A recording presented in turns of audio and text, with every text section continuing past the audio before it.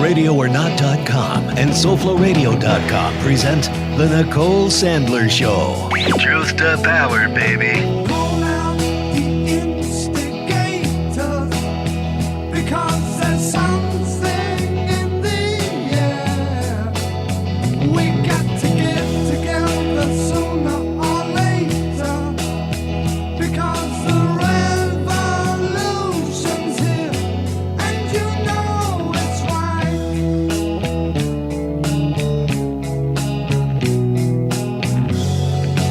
We have got to get it together.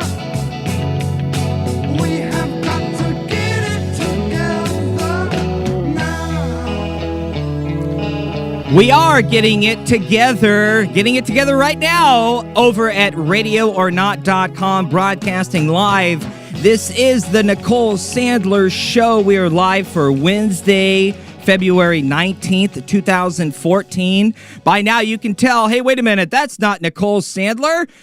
Nicole is taking a much-needed break, a nice vacation, a very rare vacation. Nicole works very hard to put together the Nicole Sandler Show for you every morning at RadioOrNot.com. And once in a while, hey, you got to take a break, right?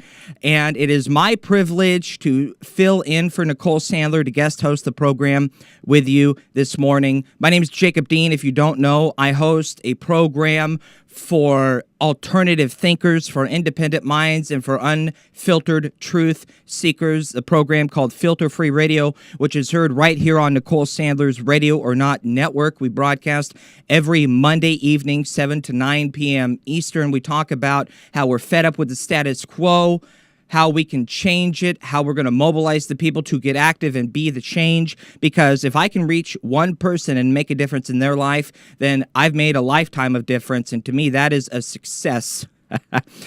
Welcome. We're broadcasting live on RadioOrNot.com, TalkRadio1.com, SoFloRadio.com, our website, FilterFreeRadio.com, and we're broadcasting live this morning on Liberal Justice Radio on the TuneIn app and TuneIn.com. Thanks to Mr. Kenny Pick. I want to welcome to the show my co-host of Filter Free Radio, my super duper awesome mass producer co-host, kick-ass, all-around brother from another mother, Mr. Skeptical Scott, who is live in our nation's capital in Washington, D.C. Hello. Good morning. Good morning. And I should mention, in case you don't know, I'm live where it is 7:03 a.m. here in Portland, Oregon on the West Coast. So we have a bi-coastal conversation, and it is a conversation, it is a dialogue, not a monologue, and we want to encourage you to participate in the conversation. Our telephone number is 503-746-TALK. That's 503-746-8255. Again, if you're watching us on the video stream at RadioOrNot.com or on Nicole Sandler's Ustream channel, you can see all of the contact info conveniently scrolling across the top of your screen if you want to email us, tweet us, or call into the show right now. It's going to be an anything goes program. There's so much to get into in the news today. In about an hour from now, we are going to get a update from the Talk Radio News service, talkradionews.com, in about an hour to get the latest on what is happening, not only in Washington, D.C., but in the rest of the world. And believe me, there is lots to talk about, lots happening. And anything that's happening in the news that you want to talk about, give us a call, 503-746-TALK. I don't know how often you get to call into Nicole's show while Nicole is on, so always want to provide an opportunity for you to express your choice and your voice. And hey, that's what democracy is all about, right? So it's good to be with you. Nicole is off. We're going to actually be in for the next 4 programs, 4 or 5. And today, tomorrow, Monday, Tuesday, and Wednesday of next week. So Nicole can really unplug, recharge, and come back fresh and keep kicking ass and taking names. And hey, we all need to unplug and recharge once in a while, right? And so Nicole deserves it. So it's an honor and a privilege to be in this morning. Okay, let's get into the news. Again, anything you want to talk about, give us a call.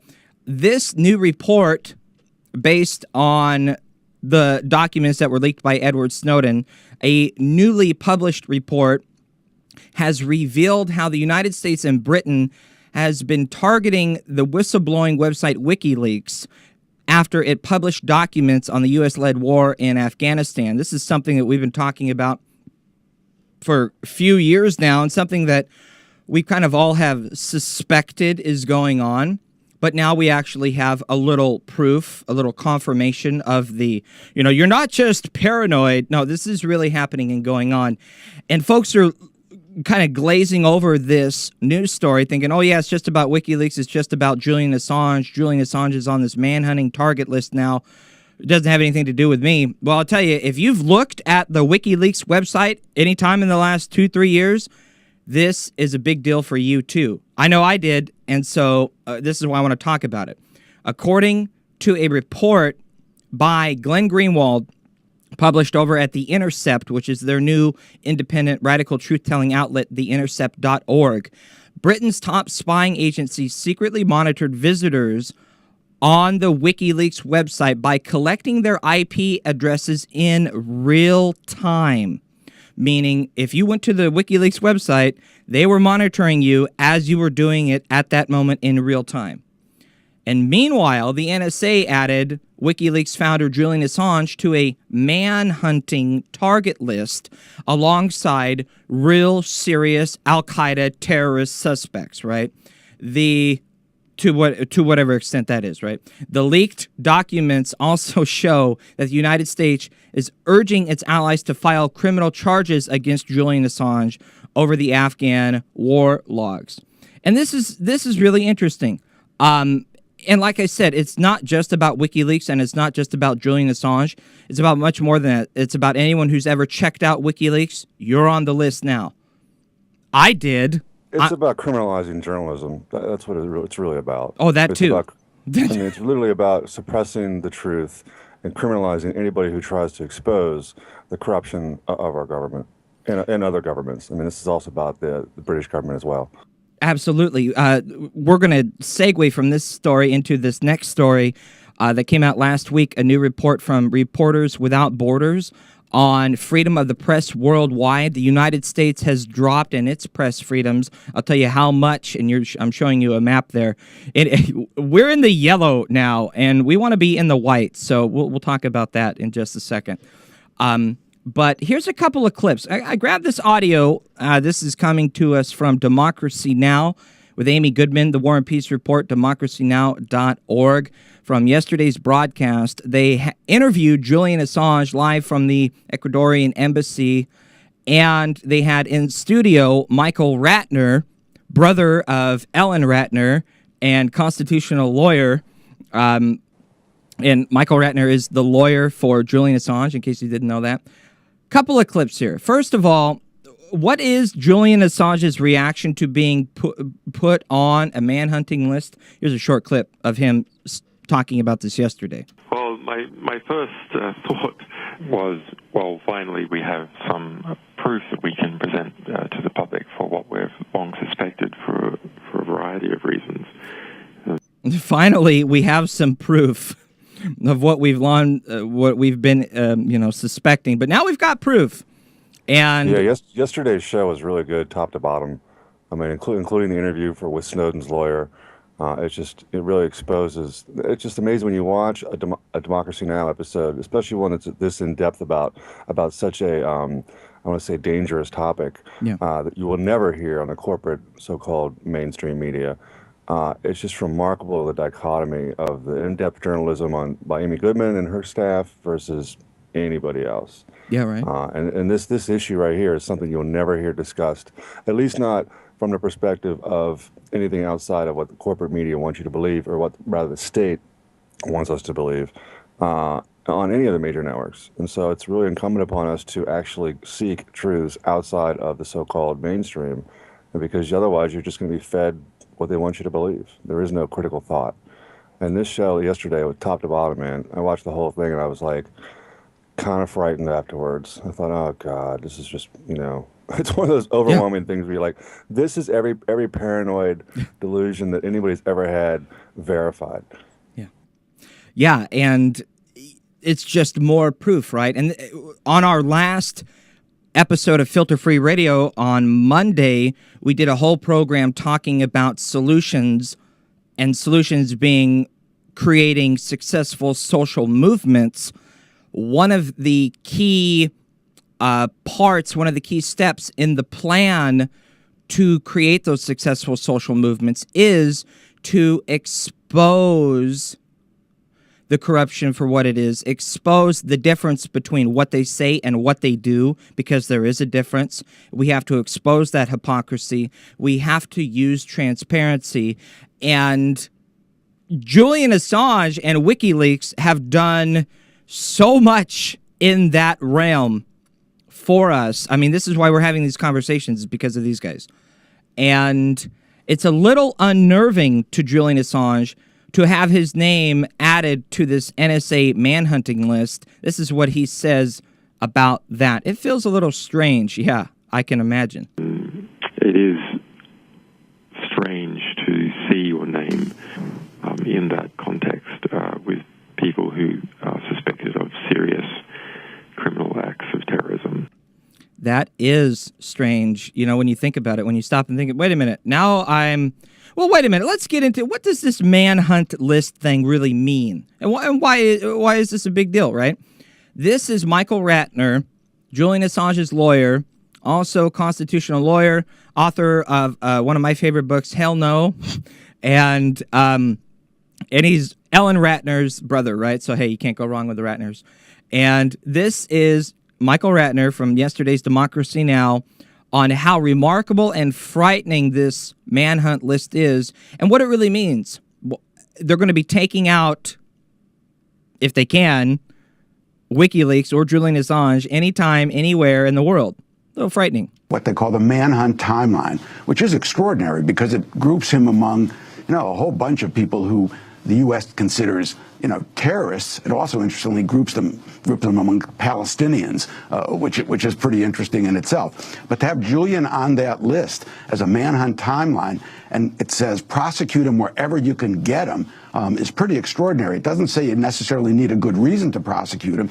It just says basically prosecute him. And what it's reminiscent to me is of the program that took place in this country in the 60s and the 70s, COINTELPRO, counterintelligence procedures, when the FBI said we have to basically destroy the black civil rights movement, the New Left and others, and prosecute them, get them however you can.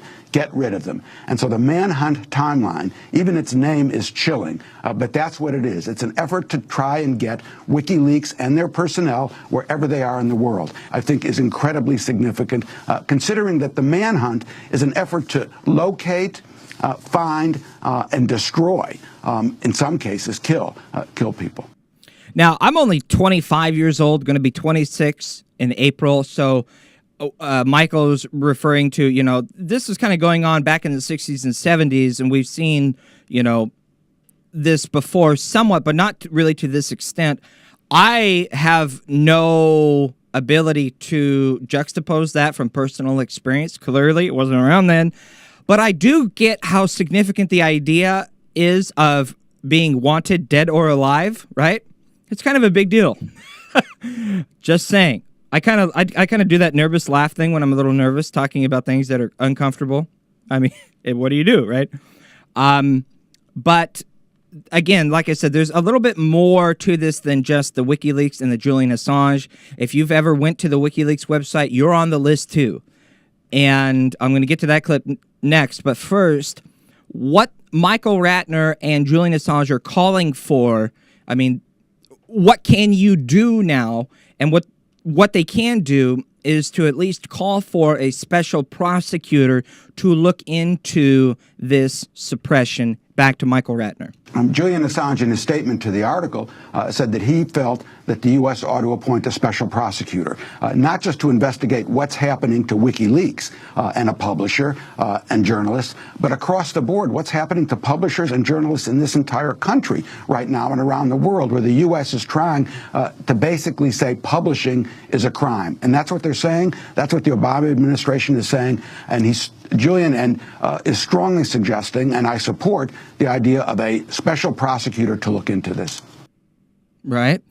And Scott, that's something that you were just mentioning before, something we'll get into, is this is really media suppression of a free speech, which the Constitution, the First Amendment, guarantees the right to a free press. The Fourth Estate, independent, with the ability to hold those in power accountable by telling the truth to we the people, and then we the people do something about it. That's how it's supposed to work. You can't have a democracy with a completely lied to and uneducated populace. That's not democracy. I mean, having the government say to us, "Oh, you don't have the right to this information," even though this is where our tax dollars are going. Clearly, it's supposedly to make us safe, but yet we don't have a right to know, which is fundamentally anti-democratic and completely, hypocrisy. So it's like, and the fact of the matter is, if it wasn't for Edward Snowden, we wouldn't know a damn thing about the NSA at this point. And we wouldn't have people saying, and I can't remember where I read this, but one of the investigators that Obama had appointed his so-called special commission to review the NSA said it needs to be eliminated, that it serves no purpose for our society. It doesn't make us safer. There's no evidence it's foiled any terrorist plots. It does not make us safer, and it's costing us billions of dollars. And it just speaks to empire. I mean, we are an empire, let's face it. We're not a democracy. Like the old Roman Republic, you can either have an empire or you can have a democracy, but you cannot have both. That's right. And clearly, when you spend 60% of our budget on war, on expansion of our empire in foreign parts of the world, and people are starving, people are dying without health care, and we're not getting, we're all getting dumber. It's just, we're an empire, and we're collapsing from within, as all empires do. And as the empire begins to collapse from within, what happens is there's a desperate need to cling to power, and you do so by force or by fraud. And right now, the fraud is starting to be peeled back by very, very brave, very courageous investigative journalists like Glenn Greenwald, like Jeremy Scahill, like Laura Poitras, Amy Goodman, John Pilger, and there's only very few others. And what's happening is there's huge pushback and fighting, of course, by the powers that be, by the security and surveillance state, to keep us from knowing what they're really doing. Because if we knew, much like what Bradley Manning exposed with the Iraqi war logs, well, we'd be horrified, and we want it to stop. And they don't want us to know, and that's the bottom line.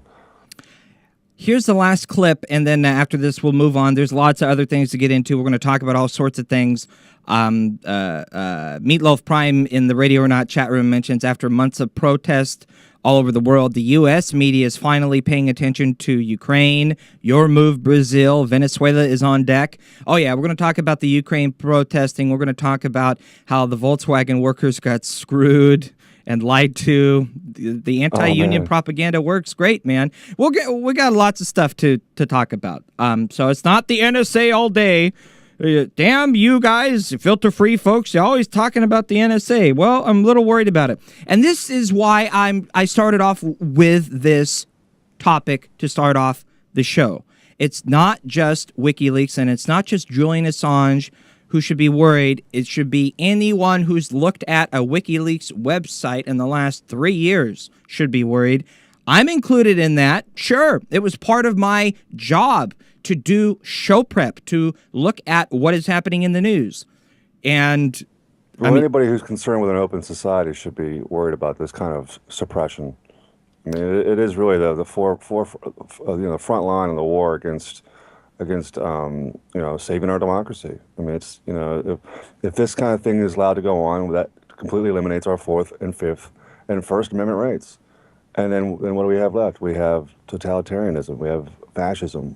It just becomes overt. Right. And so we have to fight and be aware of these things. And that's the trigger events that set off successful social movements. When we, the people, realize that our deeply held values and beliefs have been violated and our rights are being violated. Once we realize that, that's when people start to wake up and start to get angry. And when enough people get angry, then we create nonviolent, successful protests and social movements for real change and real hope. I strongly suggest you check out this week's Filter Free Radio episode number 106. But if just for the record, Hope has two beautiful daughters, anger and courage. Anger at the way things are, and courage to see they do not remain as they are. And here's the last clip from Michael Ratner in this conversation. Again, if you've visited WikiLeaks.org in the last 2 years, this is why you should be concerned. Michael Ratner, the lawyer, constitutional lawyer of Julian Assange, yesterday on Democracy Now! You also had what they call it the anti-crisis girl program, and what is that about? I mean, I don't know, except what it is whenever I search for WikiLeaks on my computer, or when I go visit the WikiLeaks site, in real time, the GCHQ, the British Intelligence Agency, can take in my IP address, take in what I'm searching for in real time. Now, they gave they did a number of slides showing how they could do this. We don't know how extensively they've implemented that program, but that means that every one of us who've ever gone to a WikiLeaks site to look for a document could technically be surveilled and our IP address taken in. Oh, well, I'm on that list. Are you on that list? Actually, if you are you concerned? To use that. What, Scott? What, man? I said the one time I looked at WikiLeaks last year, I was paranoid about the very thing that we're talking about right now. I was like, well, obviously they're recording everyone's IP address who goes to this thing because they don't want us to know this information. Right. Mm. So I use the Onion router, the Tor browser, which is a web encryption and matches your IP address. And, look at you getting all sneaky snake over there. Well, No, it's funny because I was like, is this an irrational fear that I have? And I guess not. No, and that's the whole point of this. Now there is proof. We're not just paranoid. They really are watching us. Okay. Like I said, so much other in the news that we should get to. And hey, by all means, this is a conversation, a dialogue, a trialogue, or a quadrilogue. It's not a monologue.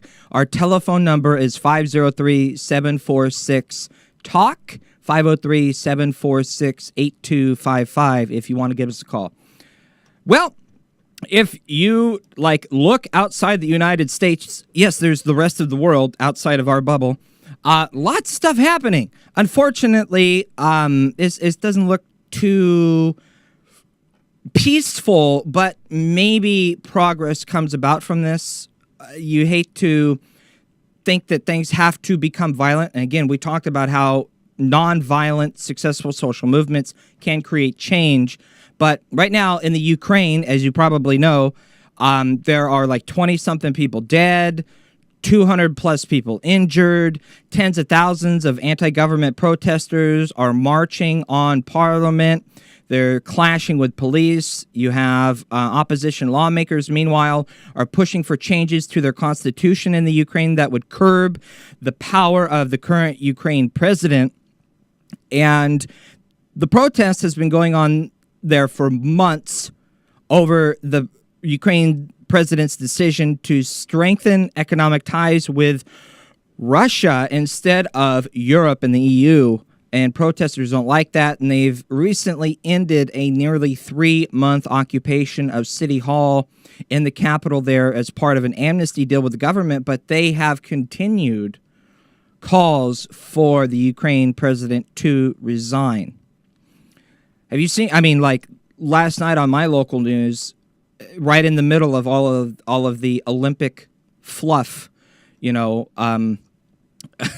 there was breaking news. Here's a live scene from the apocalyptic scene in Ukraine's capital right now. It's like fire, bomb, explosion, people walking by, bloody faces. It's like what we take for granted here. What can motivate the people in America to get active? I think it's a movement for free internet for all, but that's just my opinion. There's a lot of things, but yeah. Yeah, right. And there's this other story that I wanted to talk about for a couple of minutes this morning, and it was kind of apropos of our first story we just started with, and that is this new survey from Reporters Without Borders showing essentially where countries in the world rank as far as press freedom. And we like to think of ourselves as being, very free, and compared to most of the rest of the world, yeah, you could make that comparison, arguably. It may be the country, we may be the country of the First Amendment, but the United States has once again received an abysmal ranking from Reporters Without Borders, which is an international press monitoring and journalism advocacy group, in its annual review of how well nations protect the rights of individual journalists and overall press freedom. Reporters Without Borders comes out with this survey every year. And let me show you the map if you're watching the video screen there. This is the map, and you can see on this map, sort of, that any of the countries that are in black have very serious media suppression situations. Countries in red have, a really bad media suppression situation. And then there's light orange, which has some problems. And then there's a yellow, which, according to Reporters Without Borders, the yellow is satisfactory situations. And then any countries in white are in essentially good standing, if you're looking at the map on the screen right now. And according to the 2014 World Press Freedom Index, the United States fell from 32nd to 46th place this year, a drop of 13 places, which obviously is a reflection of the detrimental effect on journalism caused by the Obama administration's hunt for leakers and whistleblowers. And we've been talking about the media suppression for a long time now. Attacks on journalists and individuals working to inform we the people of what our government is doing wrong, said that, dissent in journalism is crucial. Warning to those thinking of satisfying a public interest need for information about the imperial prerogatives assumed by the world's leading power. This is from the exact report. Quote, "The whistleblower is the enemy."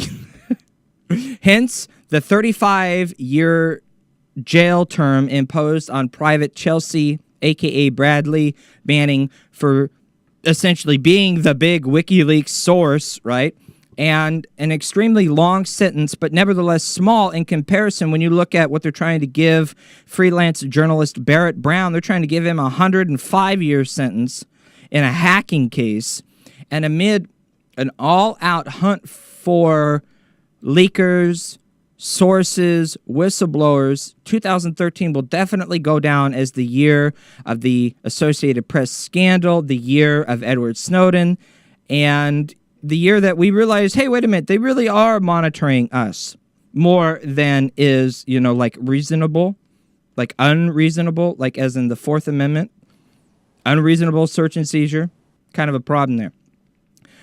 In 2002, after a series of high-profile journalist arrests at the Occupy protests, you remember that a couple years ago, the United States dropped 27 places back in 2012, landing in 47th place as far as, first place is press freedom, no problem, expose the corruption, it's all good. And then it goes on down the list from there. We're currently, what did I say earlier? We are now ranked 46th out of all the countries in the world as far as press freedom is concerned. And again, there's the map. Yeah, it's not as black as China or as red as Russia, but why is the United States in yellow and not in white like Canada? That seems kind of generous, but yeah, there's only 28 or OECD countries. There's less than 30 first world countries. So we're not even in the first world anymore as far as press freedoms. Yeah, we have the same press freedoms as second and third world countries. Exactly. And people say all the time, well, we're a third world country. There you go. There's your proof right there as far as press freedom and media suppression is concerned. Yeah, there's your map right there. There's your proof. And the press freedom not only is essential to like a thriving democracy, but the press freedom ranking is important not only as a measure of our democratic health of our press and our nation, but also because of the hostility towards the press at home. You know, Glenn Greenwald or Laura Poitras won't dare come here to get their Polk Award, right? Because all these threats. And it's time to expose it for what it is. And you got people out there doing real journalism trying to do that. And hey, I just want to say tip of the hat. And we should talk about what is the George Polk Award and what does that mean? We can talk about that. We can talk about anything else that's happening in the news. And we're going to touch base with Talk Radio News Service here in about 30 minutes to get the latest on what is happening in the rest of the world and in Washington, D.C. This is the Nicole Sandler Show live on RadioOrNot.com. Jacob Dean, Skeptical Scott, Filter Free Radio filling in. We will be right back after a very short break. The Nicole Sandler Show. Truth to power, baby. Hi, friends. This is Tom Hartman. This is Stephanie Miller. Hey, this is Hal Sparks. I'm Brad Friedman. I approve of Nicole Sandler's RadioOrNot.com. Radio or Not. Radio or Not. RadioOrNot.com. RadioOrNot.com. RadioOrNot.com. RadioOrNot.com. If a politician clings to office too long, a couple of bad things can happen. The constituency can change and suddenly yank the comfy rug of incumbency out from under the politico. Or the office holder can come unmoored from the home place and drift away from the constituency. Both things have happened to Senator Pat Roberts of Kansas, who's been in Washington since 1967. First as a congressional staffer, then as a House member, and now as a 3-term senator. He's an arch-conservative, but not arch enough for the far-out Tea Party right-wingers who have taken over the Kansas GOP. Even worse than the change in the home base constituency, however, has been Roberts' own absence from home base. It turns out that the senator from Kansas doesn't actually, live there. Instead, he and his wife have lived in a Washington suburb for years. While a house in Dodge City is listed as his official residence, it's a rental property he owns and he never lived in it. When Roberts does do an overnighter in the home state, he stays in hotels or with a couple of campaign donors whose home is on a country club golf course. Now facing a far-right Tea Party challenger, Roberts has not only skittered to get even more righter than the challenger, but he's also scampering around the state as Super Kansan. He's begun paying $300 a month for his room in that country club house and now lists it as his official residence. And suddenly, he's everywhere, having visited 72 of the state's 105 counties in the past year. No doubt he'll be riding a wheat thresher singing the state song and wearing a straw hat with tea bags hanging from it before this election is over. This is Jim Hightower saying, who does he think he's fooling? If your political principles are that malleable and your sense of place is that mobile, you're probably only representing yourself and shouldn't be elected to anything. To get more of Jim Hightower's populist take on what Wall Street and Washington are up to, visit www.hightowerlowdown.org. Hey friends, Jacob Dean here with exciting news. You can now hear my show, Filter Free Radio, on the free Stitcher mobile app. Just download the free Stitcher app from Stitcher.com or in the App Store and search for Filter Free Radio. That's all there is to it. No syncing, no taking up memory on your device. Just Filter Free Radio on demand for you on the go. Plus, you can rate and review Filter Free Radio on Stitcher. The more you rate, review, and share us, the higher we will rank on Stitcher, and that means the more people will discover Filter Free Radio. It's never been easier to enjoy Filter Free Radio and help us spread the word. So download the free Stitcher app, search for Filter Free Radio, and start benefiting from unfiltered radical truth-telling anytime, anywhere. Thanks, and keep up the good fight. You never know who or what you'll hear when you listen to The Nicole Sandler Show at RadioOrNot.com. Greg Palast, I realized as we were talking that actually we were supposed to do this on Wednesday, so thank you so much for bearing with me. Well, I am thrilled that we're doing that. You've jumped the other characters. Because, Nicole, I just think that your show is brilliant, and I want to thank you because my stuff may be prime time in Britain, but here I keep slamming into the electronic Berlin Wall, and you have snuck me across and into the information stream. And I hope that your listeners are aware of how important and precious your program is. So I want to thank you. The Nicole Sandler Show, live Monday through Thursdays at 10 a.m. Eastern, or podcast anytime at RadioOrNot.com.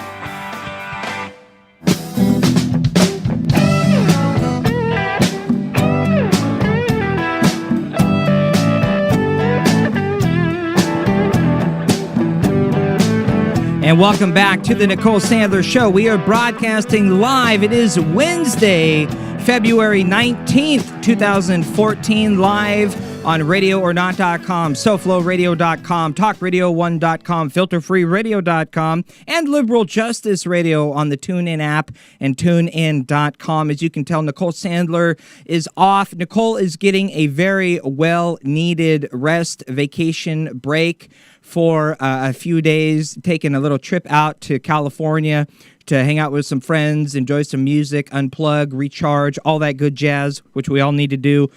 Jacob Dean, Skeptical Scott here from Filter Free Radio. We broadcast Filter Free Radio live Monday evenings on Nicole Sandler's Radio or Not Network. And as always, it is a privilege to be here with you this morning. Lots of things happening in the news. We're going to go through just about everything we can get to and encourage your participation in the conversation. If you want to give us a call, our telephone number, 503-746-TALK. A little preview, since we're going to be doing a couple of shows for Nicole coming up either tomorrow or on Monday of next week. I'm going to be doing an interview with some of the people who we're partnering with in a new attempt to bring about the third party candidates and the third, the alternative political parties. We're going to really try to do something for 2016 rather than just, hey, you should vote for the Green Party or for the Progressive Party. No, we're actually going to work hard and make a difference and try to see if we can make a significant change in the way we think about the electoral process. For now, I want you to check out this website. It's opendebates2016.com. Open Debates, that's plural, opendebates2016.com. There's a link to it on our website, filterfreeradio.com. And if you check out the Who Are We, there's actually a cool little bit about how we are participating as a part of it. You may remember in 2012, folks organized a third-party debates that was moderated by Larry King. It was moderated by Tom Hartman. And it was carried live on Free Speech TV, Link TV, Aura TV, Democracy Now! You remember that? Well, the same people that got that together, they created that debate and organized that within 2 months. And now we're working on 2016, and we've got 2 years. So, and there's already a lot of people participating. A lot of people are interested in it. We're going to talk a little bit about that coming up in the next couple of programs and get someone on, either Zach Carter, Ben Swan, Chris Ann, or Robin. One of the folks we're going to speak with. We're going to talk about how we're going to expand the conversation and expand the debates. Hey, I voted for Jill Stein in 2012. We interviewed Jill Stein on Filter Free Radio. I'm a big advocate of changing the status quo. I would be completely a staunch Democrat if the Democratic Party provided real alternatives and sustainable solutions, but they do not, because they are bought and paid for by the same corporate dollar that buys the Republicans off. Yet they, anyways, opendebates2016.com. Check it out. It's worth checking out. Okay. Other news that's happening in Iraq. There's a series of deadly car bombings. They're in Baghdad and areas south of it. One day after another wave of explosions killed at least 24 people. Police in Thailand have launched an effort to oust the demonstrators from their protest sites there in the capital of Bangkok. At least 3 people have died in the resulting clashes. I mean, people get it in the rest of the world. Hey, when our rights are violated and we don't agree with those in power and what they're doing, we do something about it. Hey, we organize successful social movements to bring about real hope and real change. You should see our last Filter Free Radio episode. All right. So there's that. And again, anything you want to talk about, bring it on. Give us a call. It's all good. Hey, if, of course, you're watching us online, if you can't call into the show, you can Skype into the show. You can Skype me and just use Skype, which is fine. And it's free, right? My username is Jacob_Dean, and it's all lowercase, all one word, Jacob_Dean, if you want to Skype into the show. Did you hear, what? Did you hear about what happened to the Volkswagen workers in Chattanooga, Tennessee? In a blow, and this is sad, in a blow to organized labor in the United States, Volkswagen workers in Chattanooga, Tennessee have mistakenly voted against their own best interest thanks to advertised propaganda, and they have voted against forming a union with the United Auto Workers, which had sought to represent the plant workers in what would have been the first presence of the United Auto Workers at a foreign-owned U.S. factory. But wait! The union faced intense opposition from Republican lawmakers, including threats. Your plant might miss out on future subsidies, or we might not even give you this new SUV line of manufacturing if you guys form a union, you know. But wait, money, there's got to be some money involved, right? Americans for Tax Reform, which is a Washington, D.C. based group, nowhere near Chattanooga, Tennessee. Americans for Tax Reform funded more than a dozen local billboards urging, don't vote for the unions. The unions are the problem. Right. Don't you love propaganda? Propaganda works. That's why they use it. Yeah, the Daily Show did a good take on this last night. They basically showed that the Volkswagen was fine with them forming a union. They're like, yeah, we have unions in Germany. It was only the Republican Party that foisted this huge propaganda campaign against it that had it killed, basically. But the company itself was not opposed to it. I mean, what do? You organize, right? Oh, my goodness. Where is Woody Guthrie when we need Woody Guthrie, right? Okay. And speaking of what we need folks to participate in the conversation. And if you'd like to participate in the conversation, again, it's a dialogue, trialogue, quadrilogue. It's not a monologue. 503-746-TALK. And we have our awesome chat room member, Snork Y2K, on the line with us. Hey, man, good morning. Good morning. Are you able to hear me? Yeah, you're coming fine. Got you just loud and clear, man. Saw some news last night, early this morning, that the France radiation group, Météo Français de la Dispersion, or whatever it is, is reporting that Salt Lake City, Utah, Boise area, got hit the heaviest from the fallout from Fukushima. Oh, wow. And they're thinking by their models that it's more severe in the Salt Lake City area than it was right beside the nuclear plant. Oh, wow. And several weeks ago, maybe it was months ago, there was an event where all of the bald eagles in that area started dying. And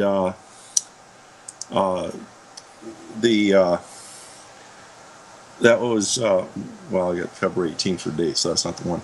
But anyway, first they said, don't worry about it. It's not the radiation. It is West Nile virus. Well, West Nile virus is a summer disease, so that was out of place.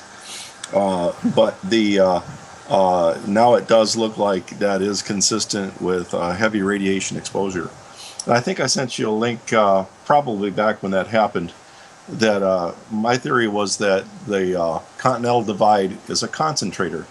As the air comes in from the west coast and rises, it cools, condenses. Well, condenses on seeds. Seeds can be little molecules or atoms of material that's floating around that isn't like the rest of the air. So it's called nucleation. All of the other stuff wants to go to that. So the water will form on that material, make it fall. And it just happens to be that the lowest dew point usually in the area is right at the continental divide, and all the water goes out from there. So all of the eagles that would be right near that area, and they like to ride the continental divide for free energy. They like the updrafts right there at the continental divide. They can go all the way to Canada without flapping their wings as much. Right. Well, they're just like any other creature, the path of least resistance, right? I don't want to walk up the stairs. I want to take the elevator. Right? Yes, it's like an eagle escalator, the continental divide. Okay. And take a look where Utah is. It's right up there in the mountains, right where they can follow it along. And so if they were flying through that area when it was hot, they would go. And this is another case where I think the population needs information. The strange thing is that Utah has the Church of the Latter-day Saints, which have a policy of having at least 6 months, if not several years, of foodstuffs and disaster planning of supplies in their house. This is one place in the country where if we'd told them, they probably would have had their materials on hand to safely ride this out. And public needs to know the information quick, and instead our monitors were taken offline for calibration in that area. What can people do to protect themselves? Well, as far as the initial phase of the dust, this had been March 20th, the heaviest portion of the radioactive fallout would have been as potassium, or would have been as radioactive iodine. The iodine's 131 and related ones. These are also used in fracking, but it only lasts. It has a half-life of less than 9 days. So 90 days from now, you almost could not sense the difference of it between that and what's normally available in the atmosphere. So the exposure from this is already gone. It is a one-time fast event, and that's why the radioactive iodine is so bad. It's a fast event, gives up its radiation quickly, all of it that's there. And typically, the faster the rate of decay is, the worse it is. So in the case of the hydrogens, most of the hydrogen decays are so fast that we didn't even know that there was more than 3 hydrogens until the last century, in the later part of the last century.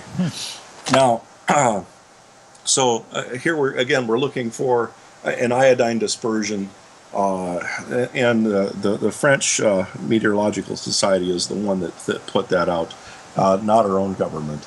But again, I view the French as being very competent when it comes to nuclear issues.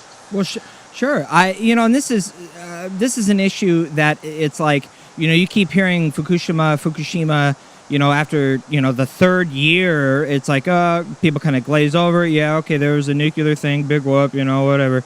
But it's like, it's so important that the effects are still happening today and now as we speak, and it's kind of an ongoing thing. So it needs to remain on, the hotly contested issues and remain in the conversation. I don't know if you saw this, Snork. I just saw a report yesterday that came out that another, unrelated from Fukushima, but another whistleblower has been fired from Hanford, the Hanford nuclear site up in Washington State. Whistleblower Donna Bush, who raised safety concerns about Hanford and the pollution there and the nuclear weapons production site was fired after essentially employee turned whistleblower, and she said that she was called into the office on Tuesday morning. She was fired, and she's the second Hanford nuclear whistleblower employee to be fired in recent months. We did a whole thing about Walt the whistleblower, who was an engineer at Hanford and was fired after 44 years of employment. I mean, and we're just talking about the suppression of free speech. What can you speak to this a little? Elaborate on, it's kind of like we need to know about this, but if anyone dares speak up about it, they kind of get shut down. I mean, what do you do? Yes. Well, for the people that get shut down, they get pretty heavily hammered real fast. So you can't blame them for not wanting to talk about it. Yeah.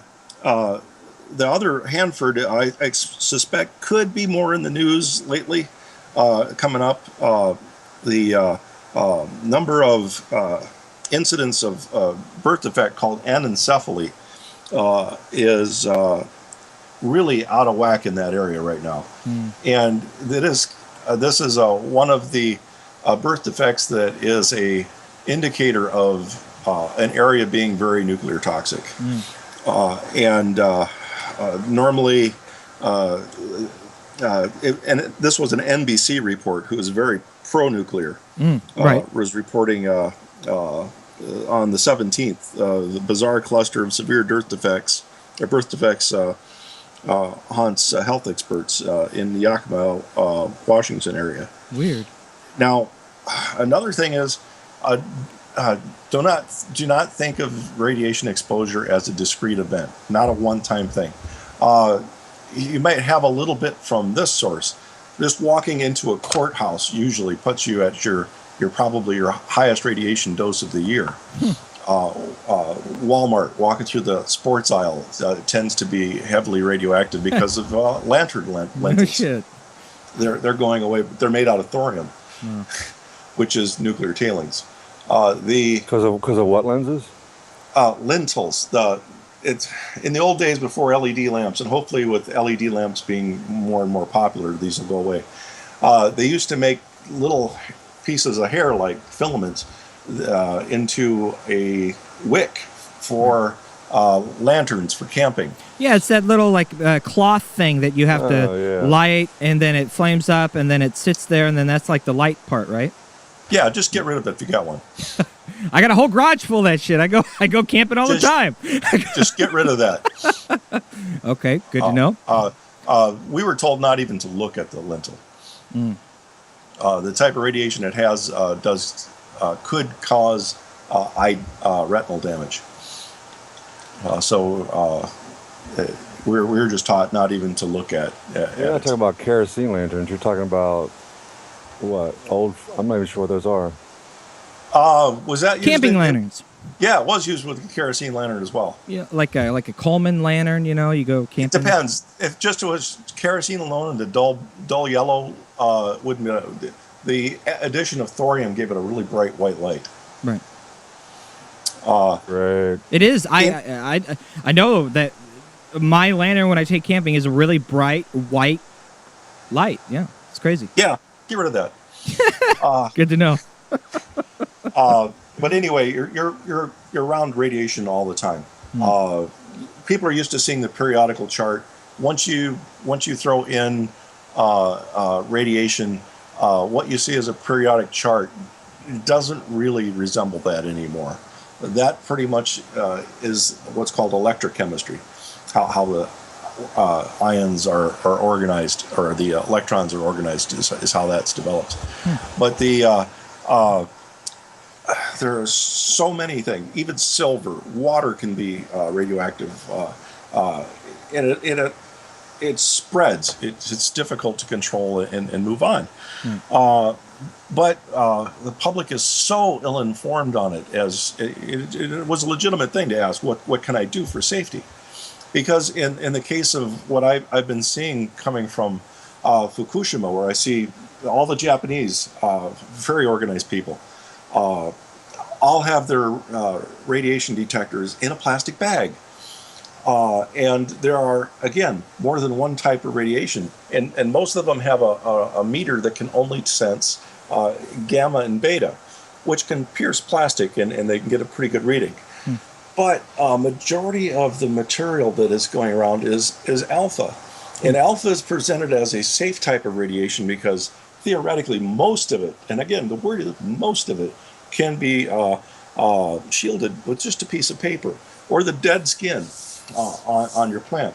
And I happen to work in a factory that had the world's largest supply of americium, one of the nuclear fallouts that they're experiencing.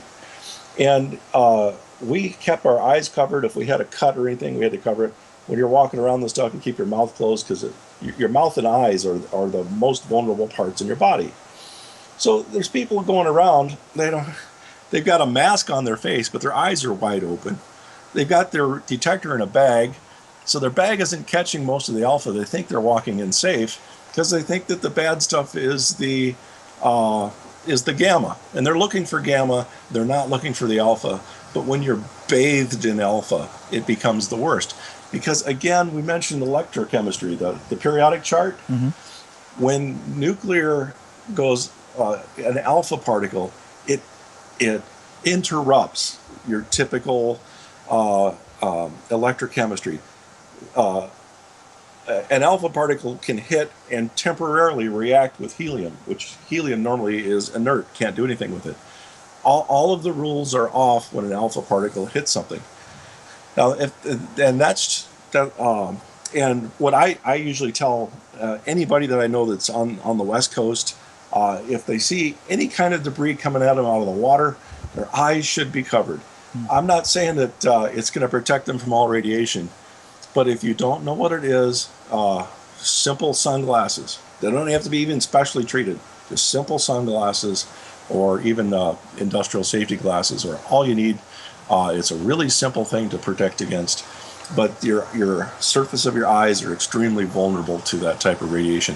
And ingesting, of course, you don't want to eat it, but you're more likely to get it by through your eyes than anything else. And of the types of radiation, let's hear there's music coming up. No, yeah. Here we got to take a touch base with the Talk Radio News Service here in about a minute, but go ahead and there are many forms of radiation. The public needs to start hearing about them, and once they start get a better understanding of it, so it's not so scary when they say this is happening, and everybody runs out and get iodine pills, where the iodine pills are really only good for a short period of time, and people need to not be taking them every day of their life. Last question, real quick. Is there like an affordable Geiger counter that people should get that would be appropriate for them? Or, I have an idea of maybe organizing a Kickstarter so we can get Filter Free Radio a Geiger counter so we can do radiation testing live on the air. For the West Coast, I really think that people in the West Coast need to be thinking of alpha as the worst one that they could be exposed to. Right now, all of the inexpensive ones test mostly gamma and beta, like the Japanese are using. One that would test alpha is probably going to put you in the $400 range. $400. All right. Sounds good. Good to know. And real quick, last thing, when we were talking about the Reporters Without Borders ranking of press freedom throughout the rest of the world, you mentioned, Snork, in the chat room that the data is outdated and that Canada, which I'm showing a picture of, in white on this map in good standing should be in yellow. Is that right? Yes, they're I don't know if it's updated on their site or whatever, but the Canadian scientists were reporting that they were being told that if they started disclosing radiation amounts, quantifying it, they would lose their schools funding. So the schools administrators are probably coming down pretty heavy on them not to report what's going on. Yeah, right. Snork Y2K from the chat room, man. I learned so much every time you call into the show, and I love your contributions, buddy. Always, it's a pleasure to speak with you, man. And hopefully in the next couple of days again, we'll touch base again and come on and give us another update. Thank you. All right. Sounds good, man. I know. Thanks again, Snark. And I know that someone in the chat room earlier mentioned, what's going on with Fukushima? You guys going to talk about a Fukushima update or something? And, there's your Fukushima update. And let it also be a call for anyone who wants to participate in the conversation, 503-746-TALK, 503-746-8255. Or you can Skype into the show, Skype me, Jacob_Dean. On that note, it is the top of the hour, 8 o'clock here on the West Coast, 11 a.m. on the East Coast. And it is time to touch base with the Talk Radio News Service, talkradionews.com, to get all of the latest happenings and what's going on in the world. From Talk Radio News Service, talkradionews.com, here on the Nicole Sandler Show. I read the news today, oh boy. And good morning. Who do we have on the line with us? Good morning. It's Justin today. How are you doing? Hey, Justin Duckham, the senior Washington, D.C. correspondent for the Talk Radio News Service, talkradionews.com. I'm doing great, Justin. How you doing? Good. It's always good to hear from you, and I'm glad you're filling in for Nicole. Hey, it's a privilege to be here, man. Tell us what's going on there where you're at in the nation's capital. Well, overall, it's a little bit slow considering that Congress is out of session right now. They seem to have pretty much skedaddled as soon as the debt limit was officially raised. But one of the interesting things that we did see come out yesterday was a new CBO report on raising the minimum wage to about $10.10, as the administration and congressional Democrats have proposed. And it's getting a little bit of mixed remarks and raised eyebrows. It says that it may actually reduce total employment by about 500,000 workers, 500,000, by the second half of 2016. But it also says that it could lift, nearly 1 million families out of poverty and increase the incomes of 16.5 million of the low-wage workers in the U.S. So it's getting some partisan snipes right now from the right, of course, as you can imagine. Boehner issued a statement yesterday saying that this, confirms what they've known all along.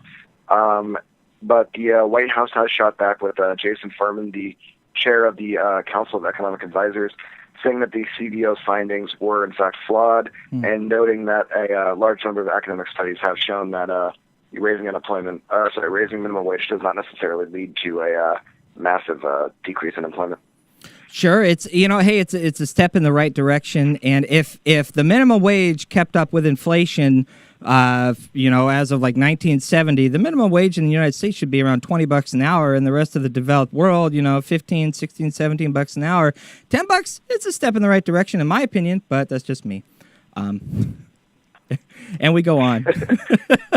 No, that makes total sense. Anyways, also today, the president is, another person who is not in D.C. He is going to Toluca, I believe I'm pronouncing it correctly, Mexico, for a one-day summit with Mexican officials as well as members from Canada. He's likely going to be talking about the Asian Trade Pact, the TPP, immigration reform, as well as the ever-controversial Keystone Pipeline. Oh, yeah. So that's going to be a one-day summit that should raise some pretty interesting questions and should be making some pretty big news a little bit later in the day. Yeah.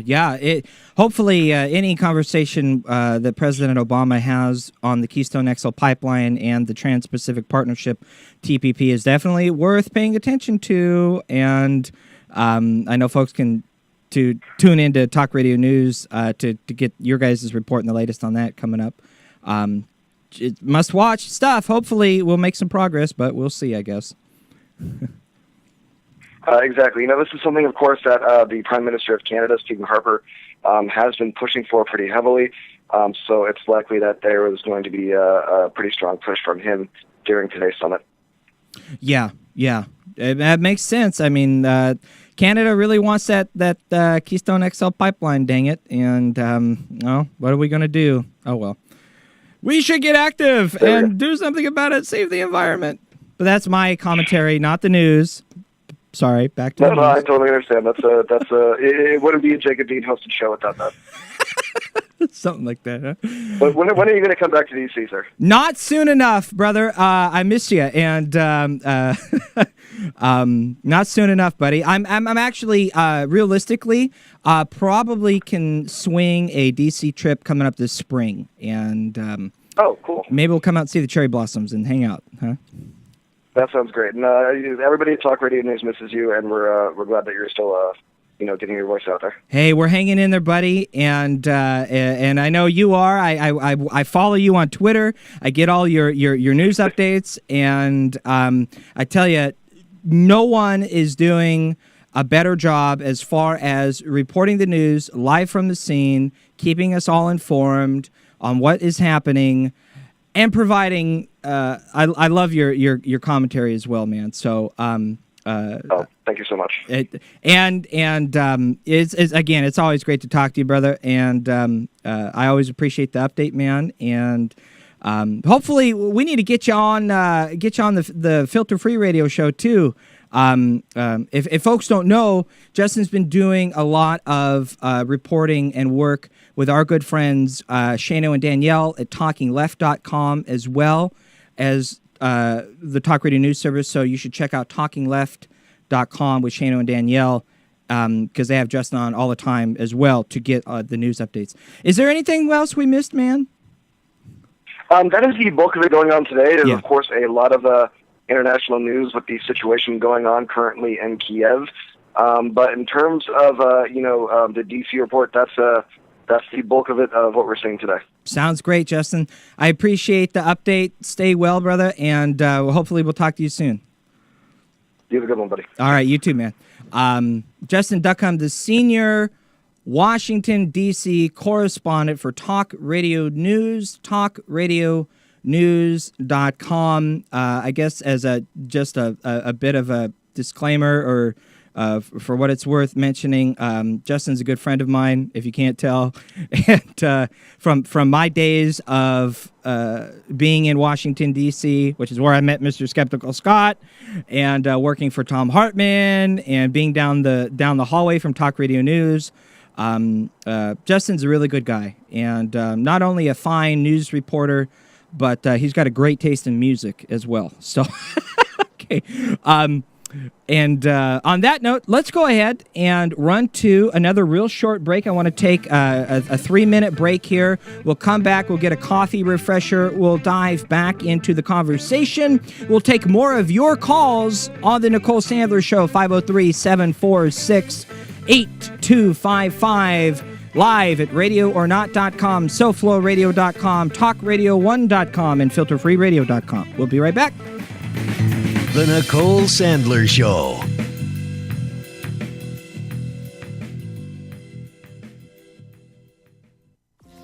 Hi, friends. This is Tom Hartman. This is Stephanie Miller. Hey, this is Hal Sparks. I'm Brad Friedman. I approve of Nicole Sandler's RadioOrNot.com. Radio or Not. Radio or Not. RadioOrNot.com. RadioOrNot.com. RadioOrNot.com. RadioOrNot.com. This is the Media Matters Minute. I'm Coleman Lowndes. CNN's Wolf Blitzer invited Dallas Morning News reporter Wayne Slater on to discuss the ongoing controversy surrounding Republican Texas gubernatorial candidate Greg Abbott's decision to campaign with National Rifle Association board member Ted Nugent. Firebrand Ted Nugent, a darling of the far right, is campaigning at this moment with the Texas gubernatorial candidate Greg Abbott. This despite Nugent's recent characterization of President Obama as a, quote, subhuman mongrel. You know, it's one thing for Ted Nugent to be saying what he's saying, calling the president, in effect, a communist, a subhuman mongrel. It's another thing for someone who wants to be governor of Texas to welcome him in out on the campaign trail with him. Yeah, I suspect they're going to be running away from him fairly soon, but we'll see. We'll see what happens. For more on this and other stories, please visit MediaMatters.org.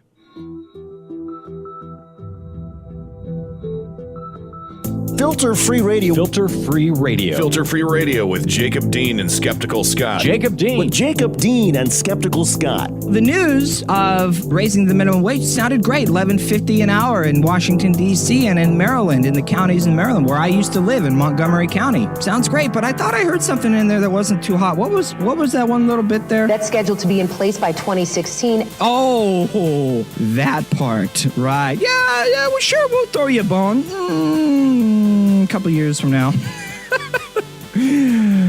So what is your New Year's revolution? Do you make minimum wage and you can't survive? Filter-free radio with Jacob Dean and Skeptical Scott. The fact of the matter is, it's not nearly enough, doesn't go far enough. Raising the minimum wage will help people, and as part of building resistance movements, getting those disenfranchised college students who are unemployed and underemployed, along with the service sector workers who are all living in poverty. If you're able to get those two facets of our society together and organize them, well, then we should have a revolt. We should have enough to shut down parts of our system in order to demand a higher living standard, better quality of life, just for starters. And nothing will change unless you make it. So I hope should be a goal, not just a wish. And then you do something about it. FilterFreeRadio.com. Hi, this is Kenny Pick from Turn Up the Night. Here are some of the hijinks you can expect from my show. Also, news just recently came out about a 15-year-old girl, I think, over in the UK. Yeah. Who's only eating McNuggets, and this 15-year-old get real sick. Yeah, her tongue swelled up and she collapsed. What's the technical medical term for eating nothing but chicken nuggets? I think that would be suicide. Turn Up the Night with Kenny Pick, streaming live every Tuesday and Friday from 7 to 10 p.m. Eastern at Radio or Not, Talk Radio 1, Progressive Blend Radio, and KennyPick.com. Never know who or what you'll hear when you listen to the Nicole Sandler Show at RadioOrNot.com. Bill Maher, you're here in Miami on Friday night. You're doing a show at the Fillmore at the Jackie Gleason Theater. They just renamed this theater the Fillmore.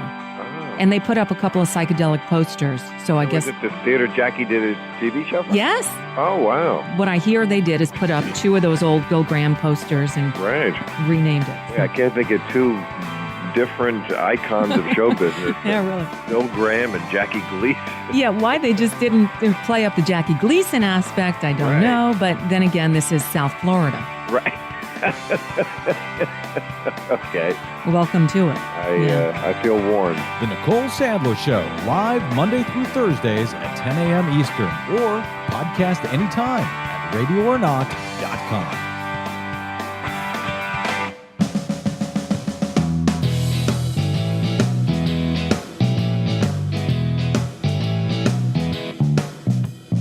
RadioOrNot.com. Questioning authority daily. The Nicole Sandler Show. And welcome back to the Nicole Sandler Show, broadcasting live. It is Wednesday, February 19th, 2014. Second hour of the show.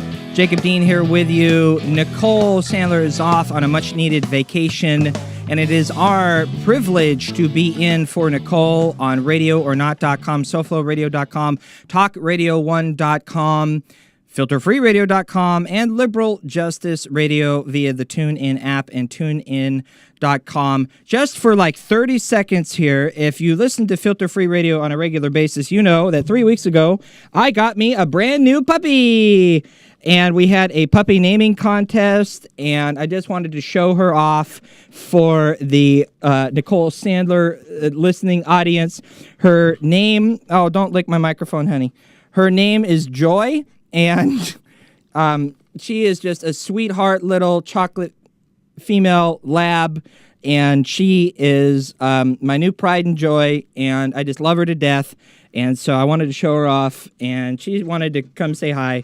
And here she is. So enough for the fluff. We'll get back into the news. I can't thank my puppy sitter, J.D. Fishin, enough. Thank you, man, for puppy sitting for me. I wouldn't be able to do the show without him. And Scott, man, there he is.